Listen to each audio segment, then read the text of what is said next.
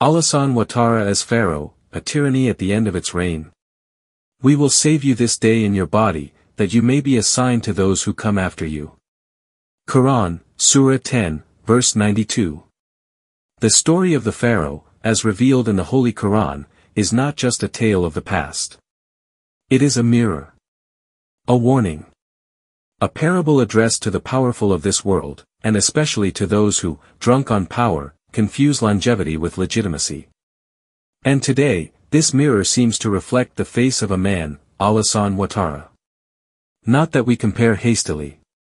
Not that we caricature, but because the signs are there, stubborn, glaring. They impose themselves on every clear-headed mind. Like Pharaoh, the tyrant Ouattara refuses to listen. He scorns calls for wisdom. He crushes the warnings of his own people. He takes the institutions of the republic for his servants. He still believes he governs a submissive people when society has awakened. The fourth term was one too many. Without constitutional foundation, without popular legitimacy, without even the modesty of consensus, he imposed himself, alone against everyone. Against the religious. Against the jurists. Against history. Who can stop Alassane Ouattara from being a candidate?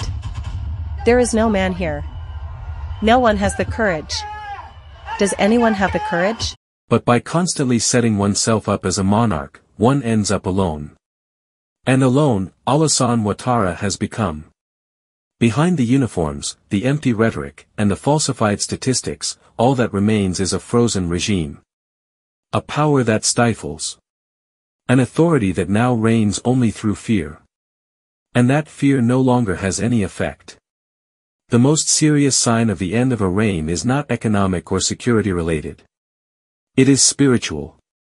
When those in power begin to repress religious leaders, threaten moral voices, and exile those who preach the truth, then the time is near. For he who persecutes the sacred digs his own grave.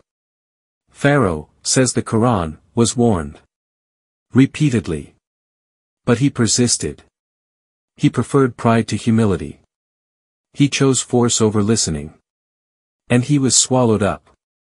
Today, the despot of the lagoons has chosen the same path. He imprisons opponents. He muzzles the CEI. He subjugates the Constitutional Council. He transforms the RHDP into an instrument of submission. He tramples on the youth and humiliates the elders. He governs through emptiness, silence, and contempt. History repeats itself and it does not forgive. Pharaoh did not fall because he was weak. He fell because he was deaf. Deaf to the truth. Deaf to his people. Deaf to God. But Alassane Ouattara is still alive. He can choose. He can choose humility or stubbornness. He can choose peace or storm. He can choose an outstretched hand or an iron fist. However, let him know this, legitimacy cannot be imposed. It must be earned. And today, Côte d'Ivoire deserves better. Better than fear. Better than authoritarianism. Better than blindness. The words of the Prophet, peace be upon him, resonate more than ever. The greatest jihad is a word of truth in the face of a tyrant. So let's say it. Let's write it. Let's shout it. Before the sea closes up again. It's still sad what's happening in Côte d'Ivoire, because of one stubborn man who sincerely wants to stay in power no matter what. Alassane Ouattara. We haven't forgotten the 3,000 who died in 2011. President Laurent Gbagbo was blamed. He was punished. He and his supporters were punished for that. Mr. Ouattara, no one touched him, no one held him accountable. He didn't hold his supporters accountable. So, this man thinks it's his right to kill Ivorians, and then will blame it on someone else.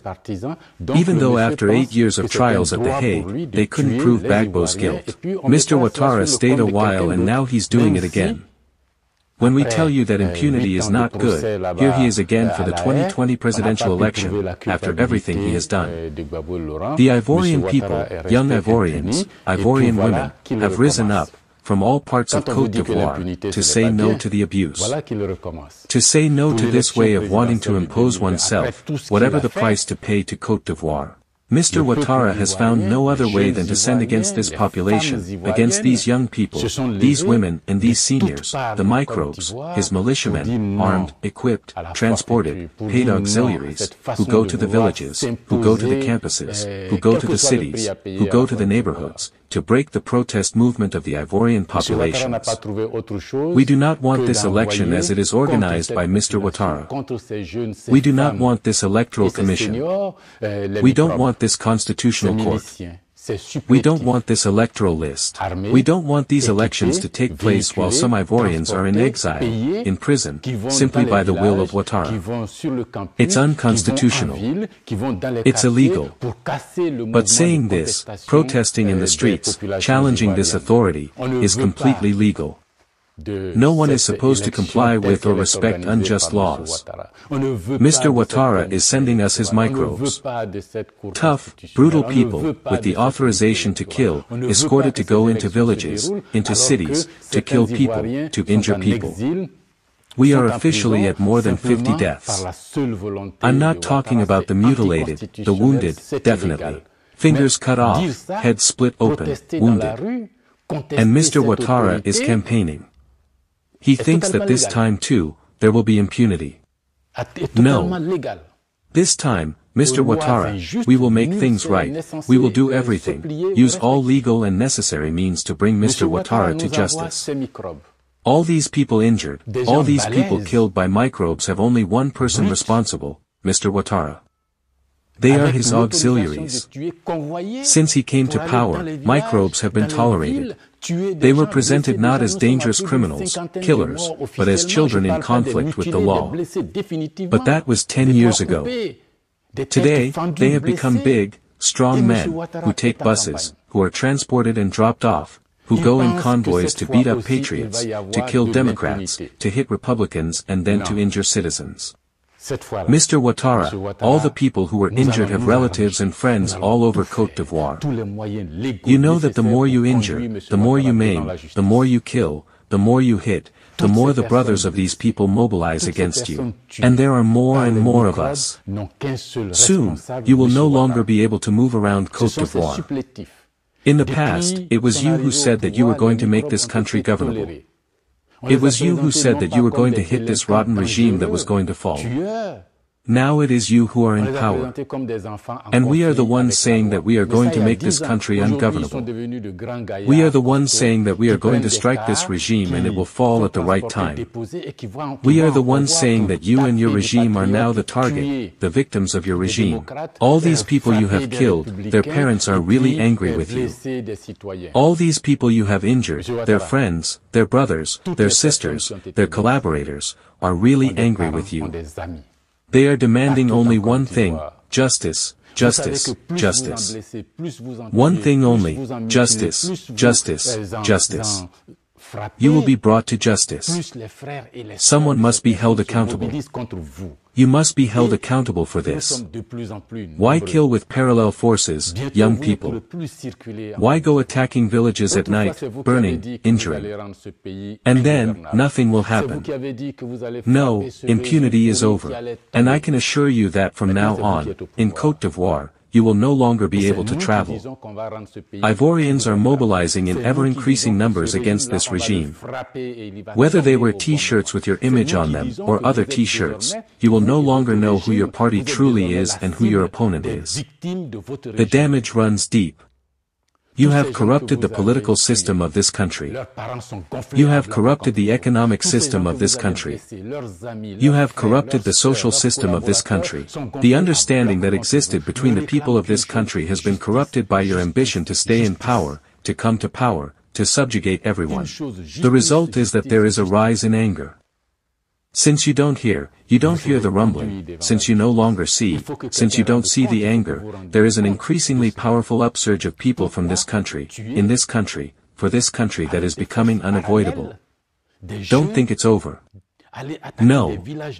It's only just beginning, Mr. Ouattara. It's only just beginning. We're going to make it difficult for you to have a good opinion in this country.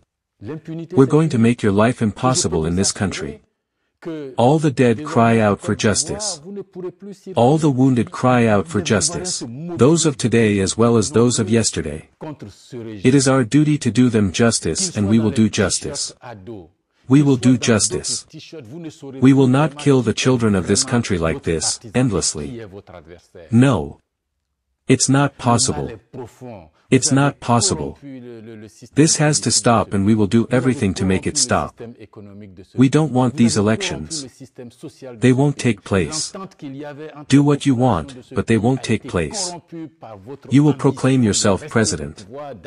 You will issue a presidential order or a decree to be president for life or emperor, as you wish, but we will make life difficult for you in this country. And every day, our ranks only grow. You kill, you wound, thinking you'll discourage us. But on the contrary, when you wound a child, their entire family rebels against you. When you kill a child, their entire village rebels against you. Keep going and you'll see.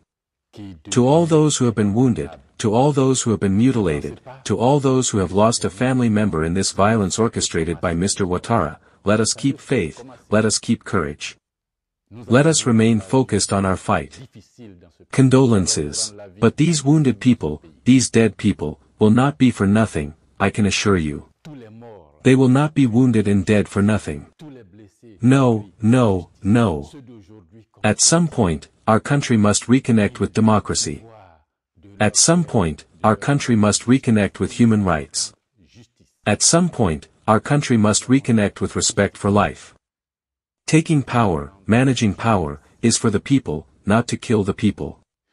No, no, no. Thank you very much. Thank you and good luck to all. The fight continues. Chris Yapi does not lie. Find Chris Yapi on his 2 YouTube channels, his Rumble channel, his TikTok, X, Instagram, VK and Threads accounts.